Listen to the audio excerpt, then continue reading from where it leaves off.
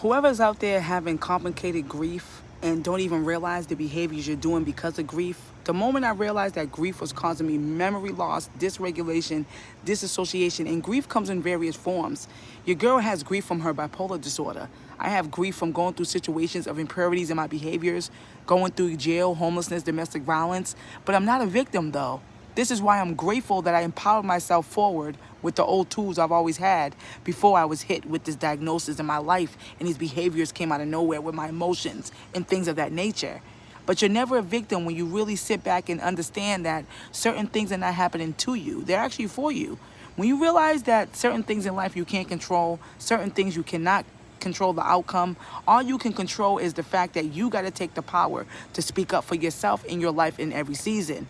Your girl has really looked at herself in a different light since coming out of these situations. You know, rebuilding myself and still picking up these losses from all the things I went through. Art has really been the empowering factor of what has empowered me forward to still see the abundance I've always had for my life.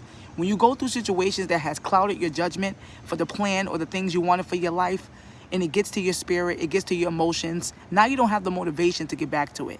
Now you think it's too late. Now you think you picked up too many things in life to do. Now you're not even living in your true voice.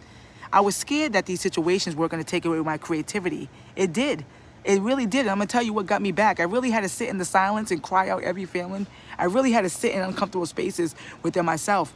Uncomfortable traumas, uncomfortable experiences I went through when I was homeless, uncomfortable violence I experienced in domestic violence, dealing with the alcoholic, uncomfortable scenarios and things I saw in jail. Come on now. Those situations can have a way of really taking you away, but I'm grateful that I stuck to the dedication to my spiritual life and I got back to what God was telling me and I got back to the drawing board of what he always put me here to do that I had as a little girl. This is why I refuse to let life or ever make excuses for allowing my abuse or trauma cause me to live in autopilot and I'm never getting back to the things that I'm truly here to do because I'm too lazy.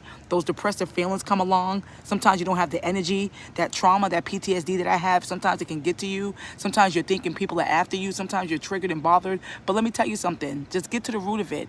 Because I created an easier way of living for myself because I'm very stern and strict on my boundaries and my settings for my life and what I want going forward now. I refuse to get triggered and easily bothered or let my emotions or impatientness or reactions of uncomfortable things control me or move me. I move through the world and I create a lane with the Most High and myself and my art, my creativity, and my own peace through my traumatic experiences because I had no choice to, that now I live by, that's now my empowering factor that causes me not to be thrown off by anything that makes me feel uncomfortable. And if it does, I assess it now with mindfulness and awareness because my setbacks taught me the power of being mindful and creating a self-care routine.